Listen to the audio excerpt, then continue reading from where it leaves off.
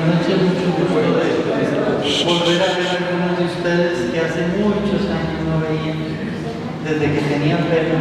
Los tiempos cambian. Veo también algunas personas que no tenían gusto de conocer. Me pidieron referirme a la doctrina social de la Iglesia, decir eso así es como mi like. Entonces, con la idea de no hacer una cosa muy complicada, he preferido hacer una hilación histórica. Veamos un poquito la historia de la doctrina social de la Iglesia y ahí iremos viendo asuntos de particulares inquietudes de ustedes. Dividí la exposición en tres partes. Vamos a ver una primera parte hoy, una segunda parte de hoy en 8 y la tercera parte, que sería de hoy en 15, que la vamos a dedicar a Costa Rica, concretamente a la figura del obispo Tilly, para cerrar el ciclo.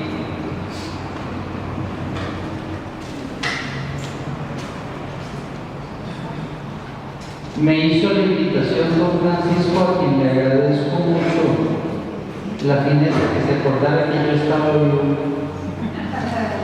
¿Quién estoy? De modo que vamos pues a comenzar con un pensamiento muy interesante que lo tenemos ahí, que es del Papa Juan Pablo II, del mensaje del 1 de enero del 2001, que resume de alguna manera como el espíritu de lo que es la doctrina social de la Iglesia.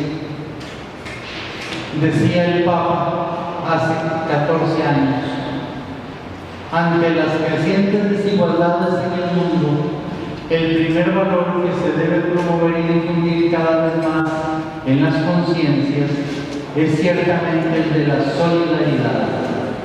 La actual situación de interdependencia planetaria ayuda a percibir mejor el destino común de toda la familia humana, favoreciendo en toda persona reflexiva el aprecio por la virtud de la solidaridad. Y es que en el fondo la doctrina social de la Iglesia no es más que la vivencia del espíritu del Evangelio, que podemos llamar caridad, amor, solidaridad. Benedicto XVI, en su encíclica Caritas in Veritate, también menciona este tema y dice así: cada uno encuentra su propio bien asumiendo el proyecto que Dios tiene sobre él. Todos los hombres perciben el impulso interior de amar de manera auténtica. Amor y verdad nunca los abandonan completamente, porque son la vocación que Dios ha puesto en el corazón y en la mente de cada ser humano. O sea, sin amor no habría humanidad. Jesucristo purifica y libera, decía el Papa, de nuestras limitaciones humanas la búsqueda del amor y la verdad, y hace que el amor se purifique, que la verdad se revele y nos desvela plenamente la iniciativa del amor y el proyecto de vida verdadera que Dios ha preparado para nosotros. De manera que hablar de doctrina social de la Iglesia es hablar de la esencia del cristianismo. Y el cristianismo tiene sus raíces en la Sagrada Escritura. Por tanto, la doctrina social de la Iglesia, que es la formulación para la convivencia en sociedad de los principios del cristianismo, va a tener una historia tan antigua como es la historia de la Iglesia. Por esa razón, hay que comenzar con la Sagrada Escritura. Y uno se preguntaría, bueno, y entonces no es que la doctrina social de la Iglesia nació con el Papa León XIII, con la famosa encíclica Rerum Novarum. Pues no. Ese es un momento reciente muy importante en la historia de la doctrina social de la Iglesia. Pero la doctrina social de la Iglesia hunde sus raíces en la Sagrada Escritura. Tienen los santos padres expositores muy importantes durante la Edad Media, los tiempos modernos y el siglo XIX, hasta llegar a León XIII. Y en una etapa, digamos, madura y tal vez reciente de la historia de la doctrina social de la Iglesia, hablaríamos desde los tiempos de León XIII hasta el Papa Francisco. Al final haremos un pequeño resumen y conclusión. Veamos entonces dónde comienza la doctrina social de la Iglesia. Nosotros nos imaginaríamos que la doctrina social de la Iglesia comienza en el Nuevo Testamento, pero en realidad comienza antes que la Iglesia. ¿Cuándo nació la Iglesia? ¿En qué momento nace la Iglesia? En Pentecostés. Ese es el don del Espíritu y el nacimiento de la Iglesia. Pues la doctrina social de la Iglesia es más antigua que la misma Iglesia, porque sus raíces se unen en el Antiguo Testamento. Y en el Antiguo Testamento vamos a encontrar que la vocación del pueblo de Israel fundamentalmente es una vocación a la santidad. ¿Para qué llama y convoca Yahvé al pueblo de Israel? Para que, como Yahvé, sean santos, porque Dios es santo.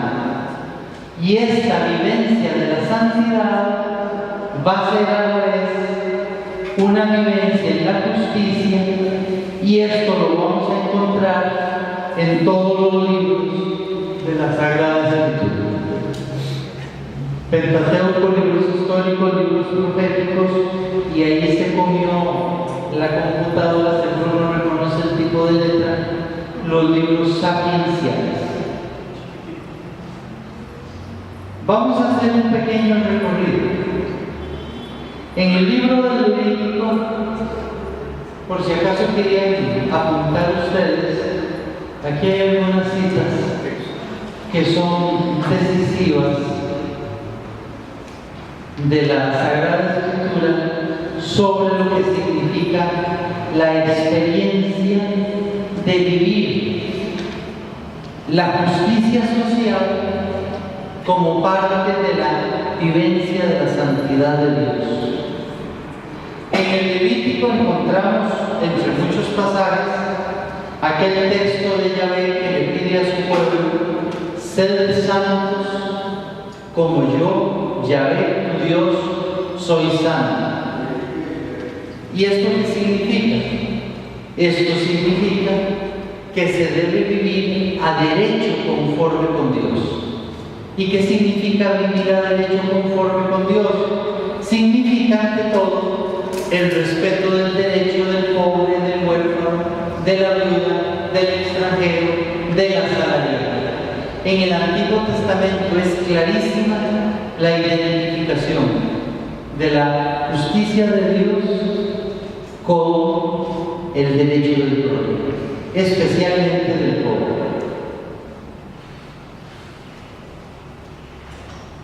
¿Cuándo comienza la experiencia de esta justicia?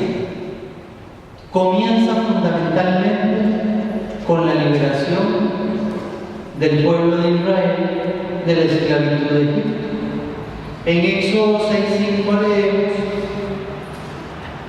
porque Yahvé libera a su pueblo.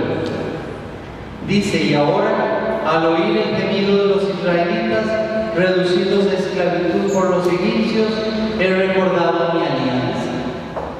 La explotación concreta compromete a Dios en la liberación.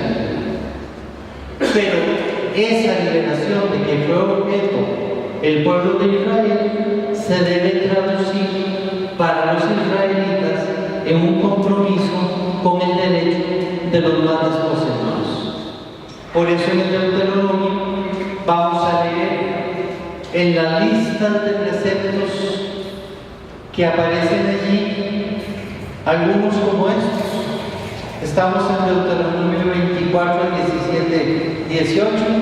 No torcerás el derecho del forastero, ni del huérfano, ni tomarás en prenda el vestido de la viuda. Recuerda que fuiste esclavo en el país de Egipto y que Yahvé tu Dios te rescató de allí. Por eso te mando a hacer esto. Así como Yahvé en su santidad se apiada y libera a Israel, así exige la vivencia de la santidad en el pueblo de Israel. En el mismo Éxodo, en el capítulo 22, a partir del versículo 20, leemos: no maltratarás al forastero, ni le oprimirás, pues fuisteis forasteros vosotros en el país de Egipto. No vejarás a viuda ni huérfano, no le vejas, porque si clama a mí, yo no dejaré de oír su clamor. Si prestas dinero a uno de mi pueblo, al pobre que habita contigo, no serás un usurero. No hablamos aquí de las tarjetas de crédito de los bancos privados. No le exigirás interés, tampoco de los bancos del Estado. Si tomas en prenda el manto de tu prójimo, se lo devolverás al ponerse el sol, porque con él se abriga, es el vestido de su cuerpo. ¿Sobre qué va a dormir si no? Clamará a mí, yo le oiré, porque yo soy compasivo. Es reprensiva la palabra de Yahvé al exigir la experiencia de la vivencia de la santidad como él, Yahvé, es santo. En el Levítico, lo mismo que en el Deuteronomio, tenemos textos como estos: no ciegues hasta el borde de tu campo, tampoco harás rebusco de tu viña, ni recogerás de tu huerto los frutos caídos, los dejarás para el pobre y para el forastero. Si tu hermano empobrece y vacila su mano en asuntos contigo, lo mantendrás como forastero huésped, para que pueda vivir junto a ti. No tomarás de él interés ni usura. Yo, Yahvé vuestro Dios, que os saqué de la tierra de Egipto. Es evidente que la alianza de Dios con su pueblo y el convertir a Israel en pueblo de su propiedad es pedirle a Israel que sea santo como Él es santo. Y esa santidad comienza en la caridad del pueblo, en el derecho del pobre, del huérfano, de la viuda. Y después vamos a ver cómo los profetas, justamente por la ausencia de esa vivencia de la santidad de Dios, van a reclamar y van a anunciar las calamidades de Israel. Lo vamos a ver en Amós, lo vamos a ver en Isaías, en Jeremías y en todos los demás profetas. ¿Qué dice Amós, por ejemplo? Yo detesto, yo desprecio vuestras fiestas. No me gusta el olor de vuestras reuniones. Si me ofrecéis holocaustos, no me complazco en vuestras oblaciones. En cambio, sí, que el juicio fluya como agua y la justicia como arroyo perenne. Y la justicia significa la atención del prójimo, la conversión del corazón. ¿Qué nos dirá Isaías en estos días de Cuaresma? Habremos escuchado y vamos a escuchar más textos del profeta. ¿Recuerdan este texto, por ejemplo? a mí que tanto sacrificio vuestro, dice Yahweh, harto estoy de holocaustos de carneros y de cebo de cebolas. Desistid de hacer el mal, aprended a hacer el bien, buscad lo justo, dad sus derechos al oprimido, haced justicia al huérfano, abogad por la viuda. Evidentemente, el ayuno que Yahvé pide no es ni el sayal ni la ceniza, sino, y cito textualmente al profeta Isaías, al deutero Isaías, desatar los lazos de maldad, deshacer las coyundas del yugo, dar libertad a los quebrantados y arrancar todo yugo. Que el ayuno consiste en partir con el hambriento el pan, ya a los pobres sin hogar, y a los pobres sin hogar recibirlos en casa, cubrir al desnudo y no apartarse de los semejantes. Por eso, una lectura rápida del Antiguo Testamento nos permite ver que en el fondo el reclamo de Dios es a su pueblo que sean santos como Él es santo, y esa santidad es una experiencia de misericordia. Ahora sí, si se vive eso, entonces la paz vendrá como fruto de la justicia. Lo dirá Isaías, la paz será obra de la justicia y el fruto de la justicia, el reposo y la seguridad para siempre. Mi pueblo habitará en morada de paz, en habitación de seguridad, en asilo de reposo. De modo que todo el Antiguo Testamento va a ser como un preludio de lo que Cristo viene a resumir y a plenificar en la obra reveladora y redentora. ¿Cuál es el corazón del Evangelio? Indiscutiblemente el amor. ¿Y quién nos dice eso? El mismo Cristo. Esta cita es clave para entender el Evangelio.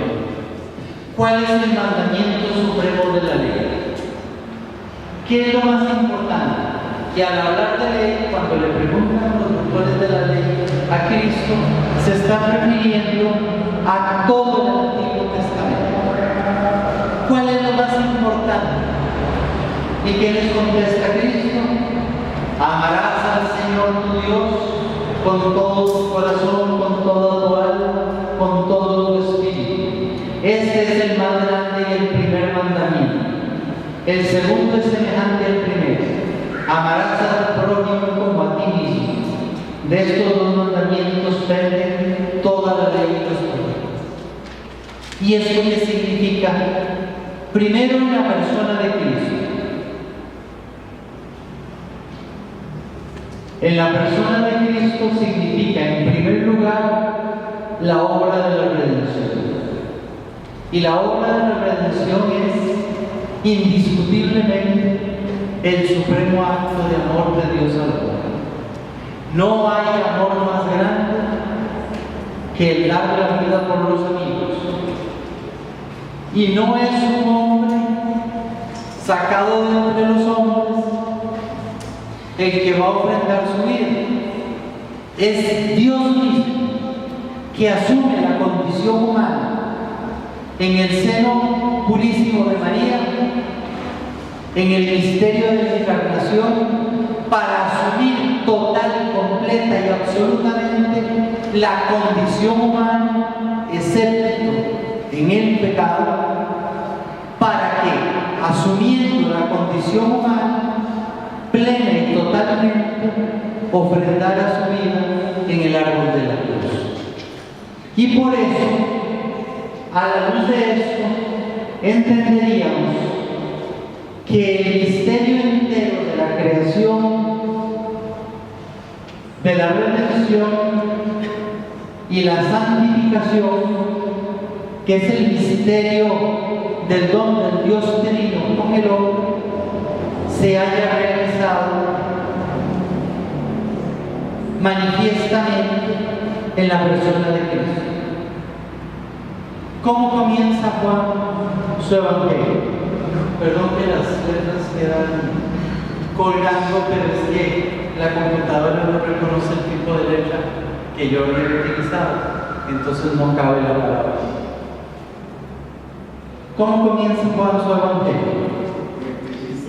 En el principio existía la palabra. La palabra estaba junto a Dios y la palabra era Dios.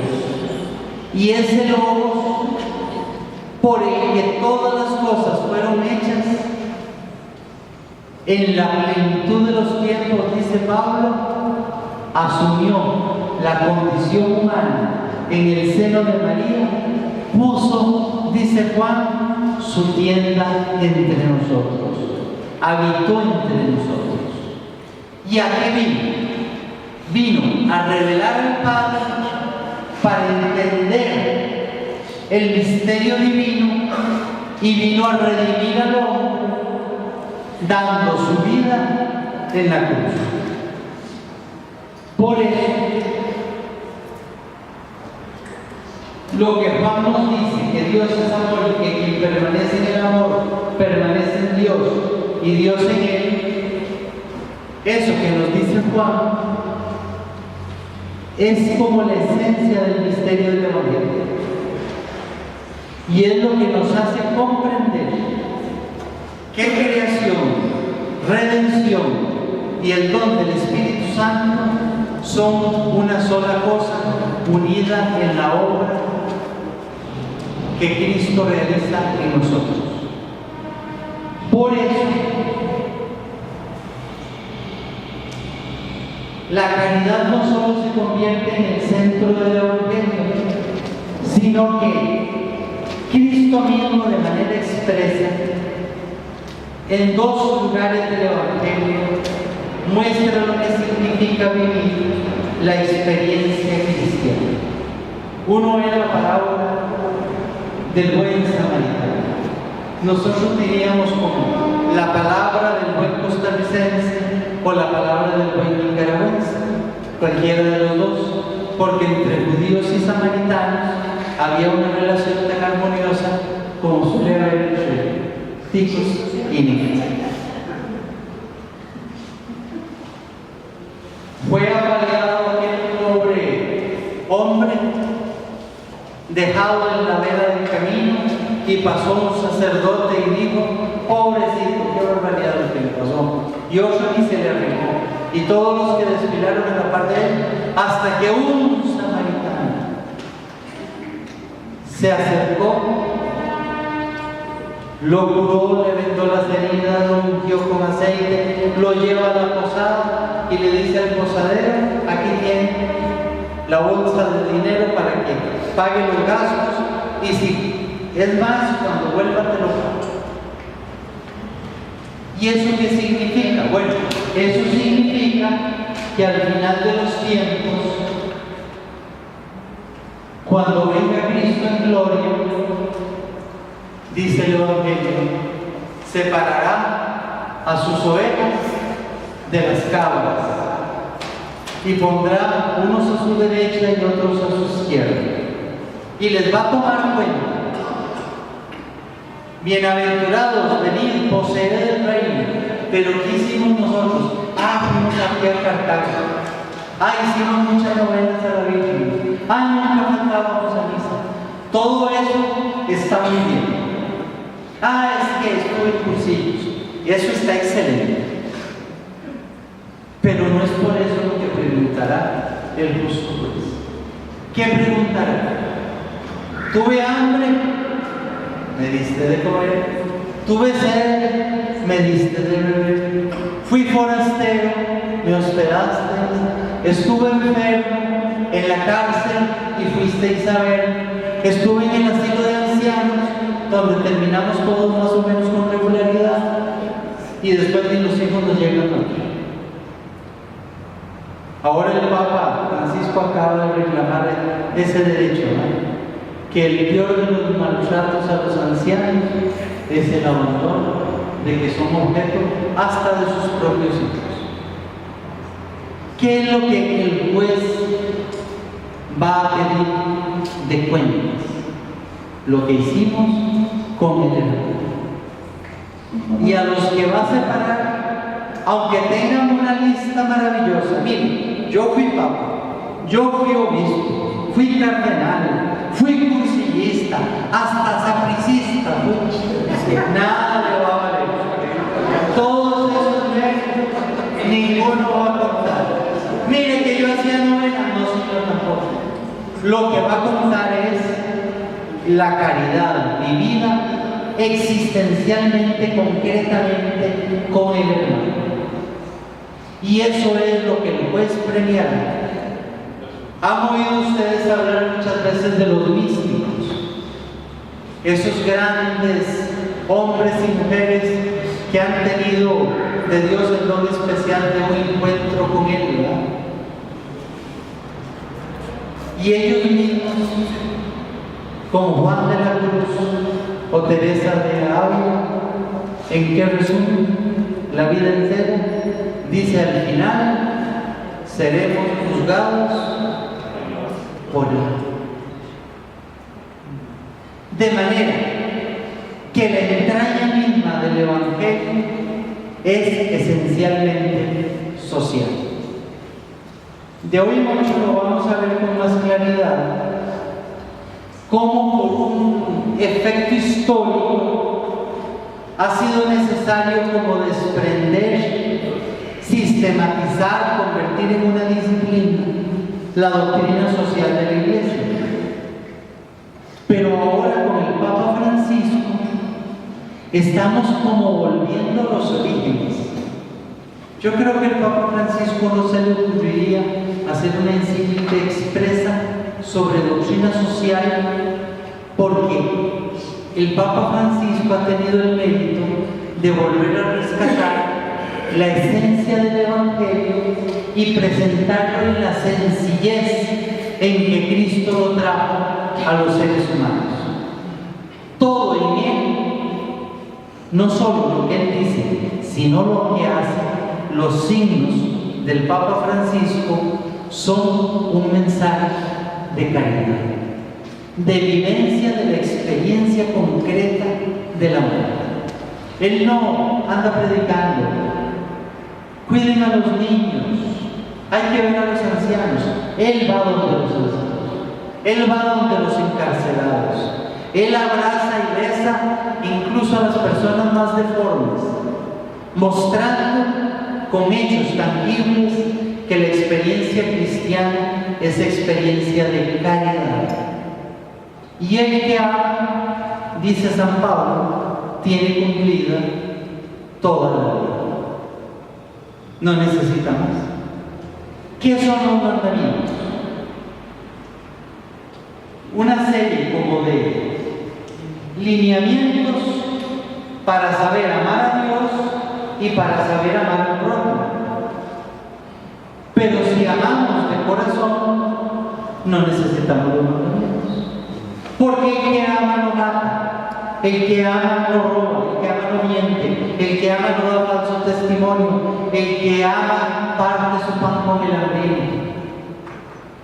Ese es, digamos, el punto esencial del Evangelio, desde que se ilumina todo el quehacer de la Iglesia. Y por eso, ya en los Santos Padres, vamos a encontrar claramente una apuesta por los pobres. ¿Quiénes fueron los Santos Padres?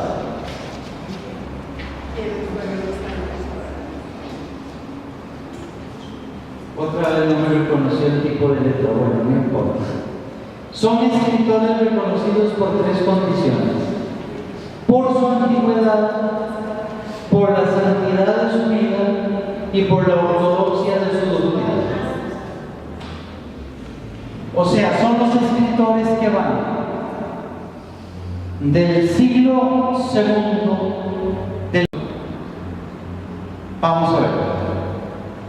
Está Cristo, sus apóstoles y la iglesia naciente. Los discípulos directos de los discípulos de Cristo, ¿cómo los llamamos? Padres apostólicos. Los padres apostólicos. Y los que siguieron inmediatamente, o sea, a partir del siglo II, son los que llamamos los santos padres. Y los santos padres fueron tanto de la iglesia griega como de la iglesia latina. Hay un autor, ese señor que está ahí, que vivió en el siglo XIX. Estamos apenas comenzando. Chicos, sí se acuerdan. Que se llamaba Jacques-Paul Mignet. Jacques-Paul Mignet se dio a la tarea de recoger lo que escribieron todos los santos padres y formó una colección maravillosa, una colección que se llama La Mía. Ahí tienen una foto de esa colección. Son 217 tomos de padres latinos y 162 tomos de padres griegos. Y cada tomo es así y así. Gracias al obispo Tito, de eso hablaremos dentro de 15 días. Esta es la primera página de uno de esos tomos, obviamente en latín y en griego, porque en esa lengua escribieron los santos padres. En esa colección, que en Costa Rica hay una que trajo el obispo Tito a Costa Rica. Como veremos en un momento, las tesis de los santos padres sobre la doctrina social de la Iglesia se podría resumir en la convicción de que los bienes de esta tierra están puestos para la justa sustentación de todos los seres humanos, es decir, lo que se llama el destino universal de los bienes de la tierra. Esta foto que ven ahí es de un documento muy antiguo del siglo II, que es la doctrina de los 12 apóstoles, que es ya lo más antiguo que se escribió. Recuerden que después del Evangelio,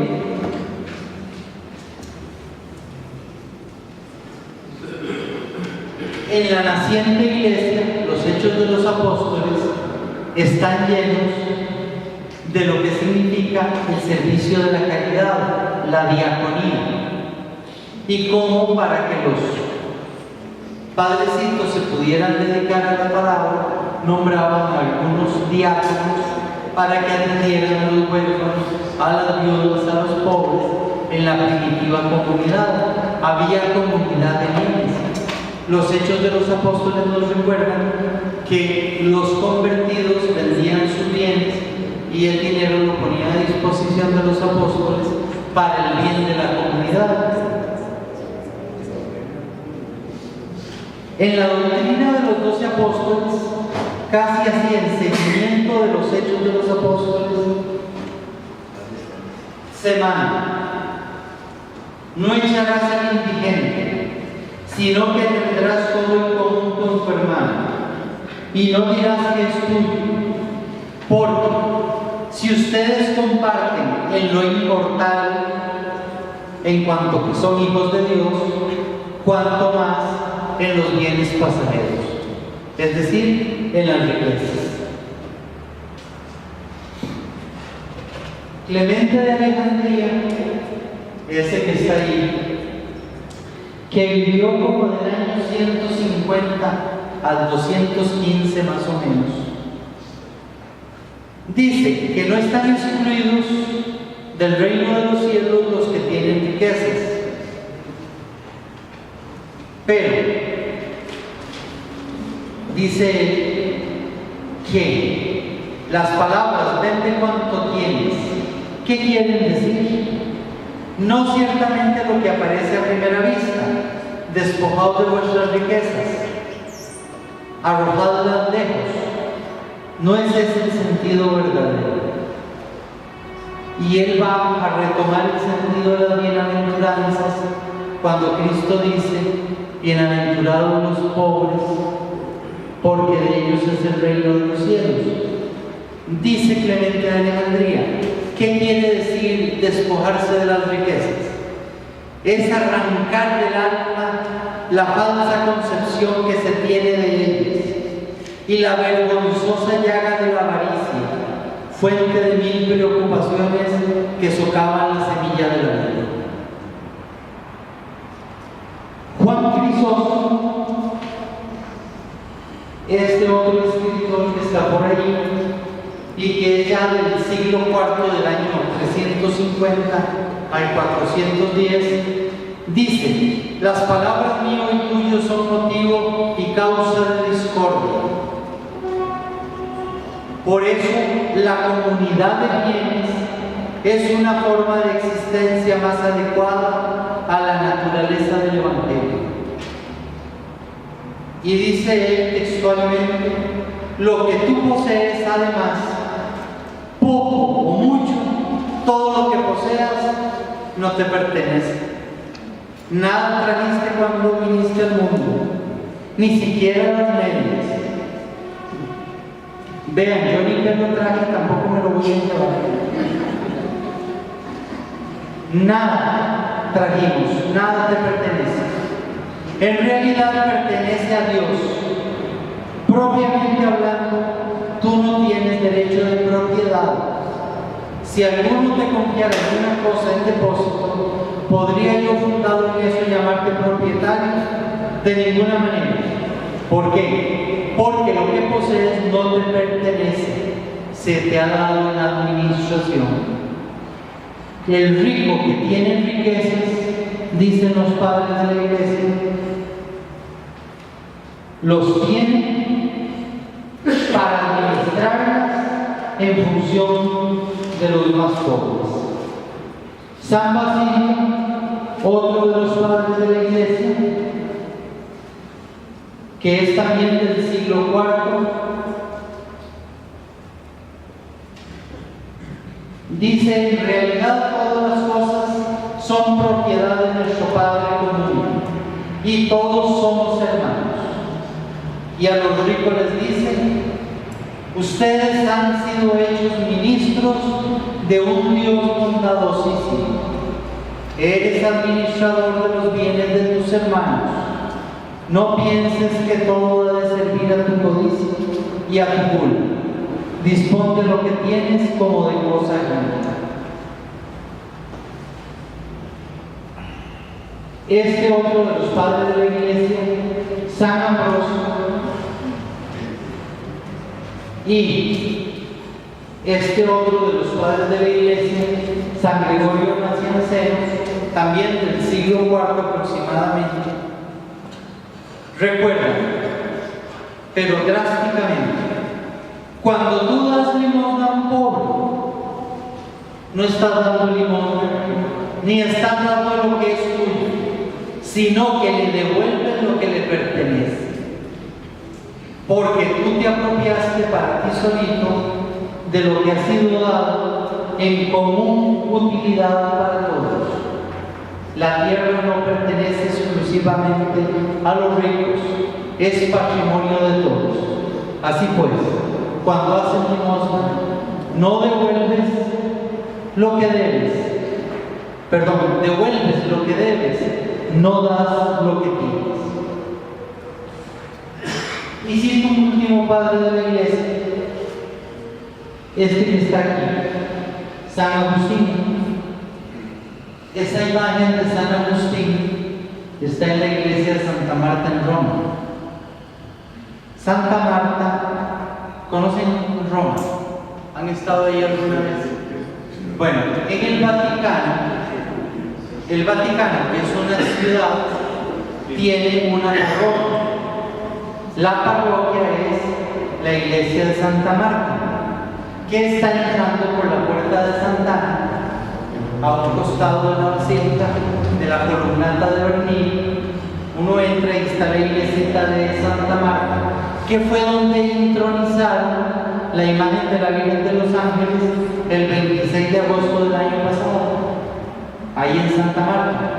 Esta imagen de San Agustín la mandó a poner Benedicto XVI, porque San Agustín es un santo que inspiró la vida entera del Papa Ratzinger y lo tiene en gran precio, y lo mandó a poner con el niño por el pasaje aquel hermoso de San Agustín, cuando vio al niño echando agua del mar en un huequito con una concha, cuando él pretendía entender el misterio de la Santísima Trinidad. ¿Recuerdan el pasaje?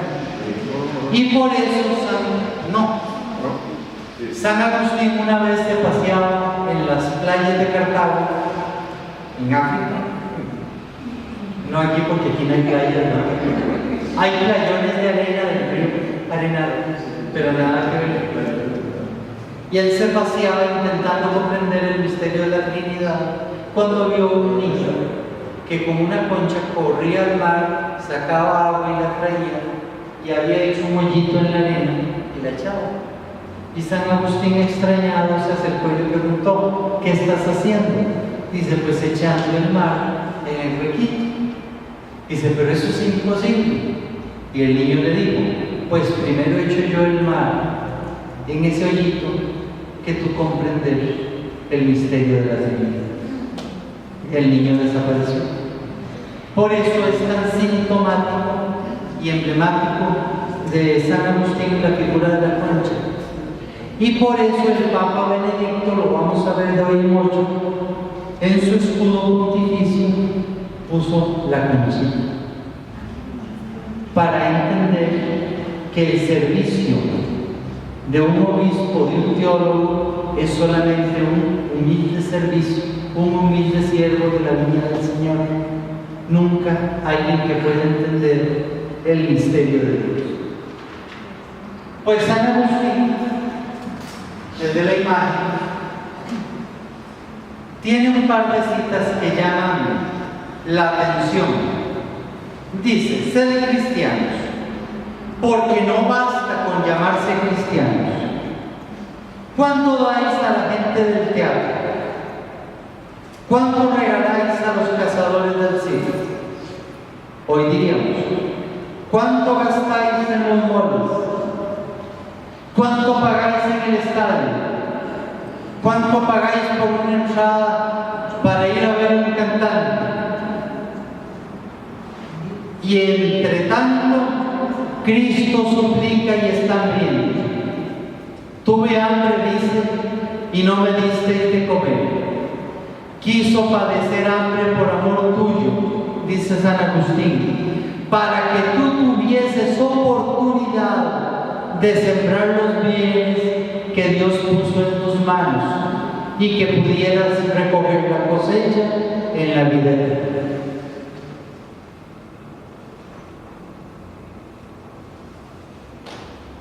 En otro texto dice San Agustín: tiene derecho uno a poseer aquello que no sabe administrar justamente el que pretende ser poseedor de alguna cosa sobre la cual no tiene ningún derecho, obra ilícitamente, pues no es poseedor legítimo, sino vergonzoso e injusto usurpador. Aquellos que teniendo bienes que no los administran en justicia para el bien común son injustos, desvergonzados, usurpadores. Y algunos dicen que la doctrina social de la Iglesia y la preocupación de la Iglesia por las cuestiones sociales aparecieron hasta la realidad. Pasemos brevemente a la Edad Media. Voy a tener que abreviar mucho porque a las 8:30 terminamos. Un poquito más. Es correcto. En la Edad Media Hay un exponente maravilloso que es Tomás de Aquino, cuya obra es interminable, pero la obra más conocida es la Suma Teológica, que la vemos ahí retratada en la edición bilingüe y ahí está en la edición latina. Santo Tomás aborda dos temas de manera especial, el de la justicia y la caridad, para enfatizar cómo los valores del Evangelio significan una experiencia concreta de vida. Y hasta ahí porque el tiempo no nos permite profundizar más. Pero de la Edad Media también es interesante la existencia de los gremios que nacieron al amparo de la Iglesia. ¿Qué eran los gremios? ¿Alguien sabe? Bueno, había gremios de los vendedores de telas, de los sastres, gremios de comerciantes, gremios de músicos, gremios de carniceros, gremios de tintoreros, gremios de ebanistas, gremios de albañiles. ¿Qué eran los gremios? Eran agrupaciones de trabajadores que estaban unidos en una asociación de carácter, digamos, de espíritu mutualista, de beneficencia, para proteger los intereses del gremio. Y entre ellos formaban a los nuevos aprendices para ser los maestros, se encargaban de regular los precios para que no hubieran excesos, para que nadie cobrara ni de más ni de menos, para abastecerlos de materias primas y también, en otro orden de cosas, por supuesto, para formar parte de las cofradías y tener una vida espiritual garantizada. Algunos gremios se salieron del canasto, como el de los albañiles, que terminaron siendo cuna de la formación de la masonería. Pero otros, más bien lo que hacían era gestionar prácticas de beneficencia. Por eso también las logias masónicas, sobre todo hoy, se pintan como benefactores. Es la herencia de cuando fueron gremios al amparo de la Iglesia en la Edad Media. Y los gremios tenían patrones. Por ejemplo, los carpinteros tenían por patrón a San José, los serraneros a San Pedro Apóstol, los que se encargaban de arreglar la boca de las personas a Santa Apolonio, los comerciantes invocaban como patronos a San Pablo y a San Mateo, por obvias razones.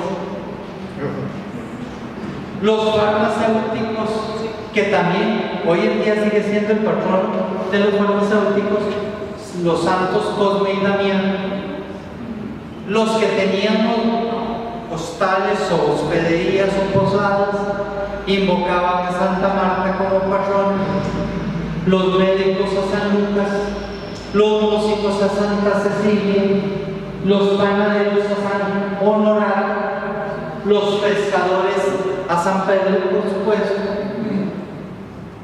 los sastres a San Homobono, que es un santo que tal vez pocos conozcan. Es un santo, ¿lo conocen? Sí. Es un santo del siglo III o IV que era un sastre que se convirtió y terminó siendo sacerdote. Él es el patrono de los sastres. Los tejedores tenían por patrona a Santa Anastasia, y los tintoreros, ahí hay una plaquita de una calle de Madrid que se llama la calle de los tintoreros, porque los gremios se agrupaban por barrios también. Tenían como patrona a Santa Lidia de Tiatira, Lidia, la famosa conversa de San Pablo, que se dedicaba al comercio de tintes para tela. especialmente del rojo, del púrpura. Bueno, los gremios existieron como sociedades de beneficencia al amparo de la Iglesia para proteger a sus miembros. Pero ¿qué pasó con los gremios? En la época de la Revolución Francesa, con el ascenso de la burguesía al poder y por tanto el ascenso del sistema capitalista, la Revolución Francesa acabó con los gremios. Fueron disueltos. La famosa ley Le Chapelier y otras leyes de fines del siglo XVIII terminaron con los gremios. Por eso, cuando se desata el modelo capitalista de producción y comienzan las fábricas y comienza el desarrollo industrial en Inglaterra, en Estados Unidos, en Francia, en Alemania, los obreros están desprotegidos porque ya no hay instituciones que los amparan. Y por eso va a cambiar el tono de la lucha social de la Iglesia, que va a pasar del modelo de beneficencia a lo que se conoce en el siglo XIX como el modelo, aquí pasamos ya, como el modelo del catolicismo social. Porque convertida la explotación obrera en parte del sistema, la respuesta tenía que ser también al sistema mismo. La renovación y los movimientos católicos del siglo XIX, que ahorita voy a mencionar unos cuantos, son respuesta al capitalismo, no al comunismo. Es más, el marxismo, el socialismo y todos esos movimientos que salen a la luz en el siglo XIX son intentos de dar respuesta a los abusos escandalosos del modelo capitalista de producción. Solamente que al exceso del capitalismo va a aparecer el exceso del comunismo o el exceso de los socialismos, hasta que el movimiento social católico, que tiene antecedentes en el Antiguo Testamento, en el Nuevo Testamento, en los padres de la Iglesia, en la escolástica, en los gremios y en el magisterio que vamos a ver ahorita de los siglos XVI, XVII, XVIII, va a ser el que abandere un movimiento que va a terminar conformando lo que hoy conocemos como la doctrina social de la Iglesia, cuyo punto clímax es la encíclica Rerum Novarum. Por eso la encíclica Rerum Novarum es como el punto de llegada de muchas cosas, pero a la vez es el punto de partida de todas las cosas nuevas hasta nuestros días. Algunos en las luchas del magisterio en favor de las clases desposeídas, recordemos por ejemplo la lucha contra la usura. Este es el Papa Próspero Lambertini, Benedicto XIV, que tiene una encíclica que se llama Vis Verbeni, en la que condena la usura, haciéndose eco de condenas de concilios, de obispos, a la explotación de la usura. Este mismo Papa es el Papa de la protección de los indios de América. Algunos dicen es que la Iglesia nunca ha hecho nada por los indios. Dejaron que los españoles hicieran barbaridades. No es cierto. La Iglesia severamente condenó la explotación de los indios. Este documento, la Inmensa Pastorum, encíclica de 1741, es una condena con excomunión late sentencia a aquellos que esclavicen, enajenen, vendan o compren indios en América. Y mucho más, que los esclavicen, los maltraten o los maten. Y también es el Papa de la protección de los parias en la India. Este documento de 1744, Omnium Solicitudinem, es una llamada de atención estricta a todas las órdenes religiosas que evangelizaban. Estamos pensando en los jesuitas y en otras órdenes más en el lejano oriente, para que atiendan a los parias. Saben que los parias no son una clase social en la India, ni siquiera son clase social, son basura. Y hablar con ellos, cruzarse con ellos, atenderlos a ellos, es convertirse en paria. Y ese reto lo asumieron los jesuitas y todos los misioneros posteriores, hasta el caso insigne de la Madre Teresa, con la fundación de las Hermanas de la Caridad de Calcuta. Ahí en el mismo Pacífico de estos siglos es la obra del padre belga famoso, el líder, el prócer, el santo de los leprosos, el padre Damián de Vesca, que viendo cómo a los leprosos los sacaban de todo lado y los recluían en una isla, y de ahí no los dejaban salir, y ahí literalmente los condenaban a muerte, la alimentación se la iban a dejar de tarde en tarde en barco, y lo que hacían era bajar fardos, hasta que un día el padre Damián dijo: pues yo me bajo con la comida, pero si usted hace eso y no puede volver, no me importa, porque los que están ahí son hijos de Dios. Y ahí entregó su vida y murió leproso.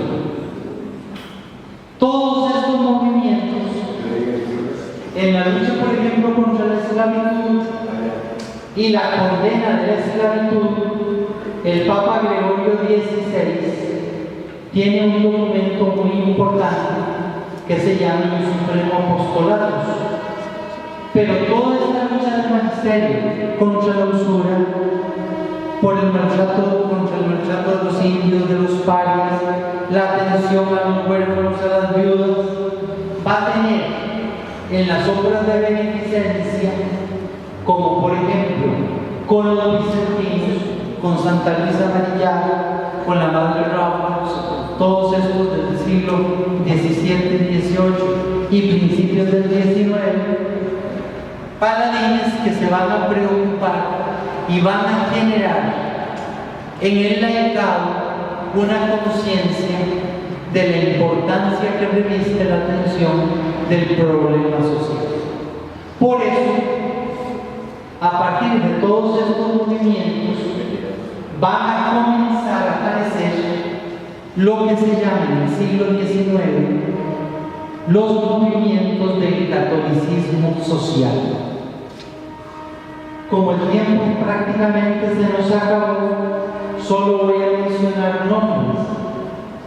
Este señor que vemos en la fotografía es Frederick Ozanam, cuya causa de canonización está en proceso. Este es un varón católico francés que promovió el catolicismo social en todos los estratos, y a ellos le siguen personajes de la talla de un Armand de Melun,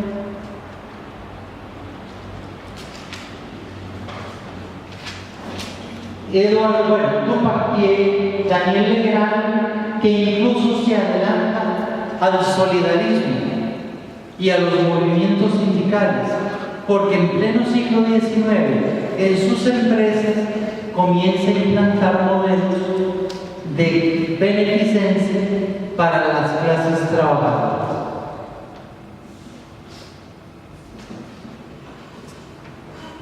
Frederick Ozanam es un personaje muy importante porque vivió apenas 40 años, como quien dice un chiquillo, y en esos 40 años logró promover en Europa un movimiento social muy importante en favor de las clases trabajadoras. Funda las conferencias de San Vicente de Paúl para la visita de las casas pobres, pero que se atendían con recursos de los mismos miembros de las conferencias. Para 1853, o sea, para el año en que ya Dios lo llama a cuentas a nuestro santo Federico Sarán, las conferencias socorrían a más de 500 familias pobres en París. Y 10 años después, en Bélgica y Alemania, los miembros de las conferencias ascendían a más de 50.000. De manera que todos estos movimientos sociales fueron sacudiendo la conciencia de la Iglesia y de la sociedad,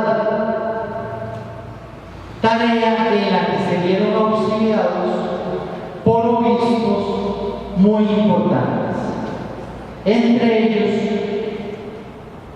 Monseñor Gaspar Mermillot, que fundó una escuela social y que se unió con otras gentes de otras escuelas sociales, como la de Monseñor Renaud y especialmente la de Monseñor William Emanuel von Ketteler, un obispo alemán. Ellos como movimiento hicieron una serie de propuestas que elevaron a Roma en tiempos del primer concilio vaticano. Recuerden que el primer concilio vaticano se realizó a mediados del siglo XIX, siendo Papa Pío IX, que este concilio se vio atropellado y hubo que terminarlo abruptamente por la explosión de la Revolución Italiana, la proclamación de la República Italiana y la liquidación de los estados pontificios. Pero aún así, hay que destacar que los documentos sociales de esta gente fueron elevados al Concilio Vaticano I, despertando o afianzando preocupaciones sociales en el magisterio de la Iglesia. Por entonces era obispo de Perusa el cardenal Joaquín Pesci, que conoció a Monseñor von Ketteler. Von Ketteler propugnaba aumentos de salario que correspondan al auténtico valor del costo de la vida, igualitico que un costo de vida. Disminución de las horas de trabajo, limitación de las jornadas laborales, descanso dominical obligatorio, prohibición de trabajar a niños y mujeres. Eso lo llamaba él un crimen monstruoso de nuestros tiempos. Y además pedía otras reivindicaciones alusivas al ahorro, a la pequeña propiedad, a la participación en los beneficios. Pesci, obispo de Perusa, tiene una buena relación con Monseñor Ketteler, que a través de la Unión de Friburgo recoge las inquietudes de los movimientos sociales. Y este famoso cardenal Joaquín Pesci, cuando muere Pío IX, es electo papa y se convierte en el Papa León XIII. De manera que no es de extrañar que sea el Papa León XIII el que saque el primer documento del magisterio de la Iglesia que de manera expresa y formal aborda el tema de la cuestión social como un problema que hay que enfrentar frente al modelo capitalista de producción. Como quien dice, toda la historia caminó hasta preparar los tiempos en que llegara el Papa León XIII. Pero eso será el próximo capítulo por el mismo canal y a la misma hora. Muchas gracias.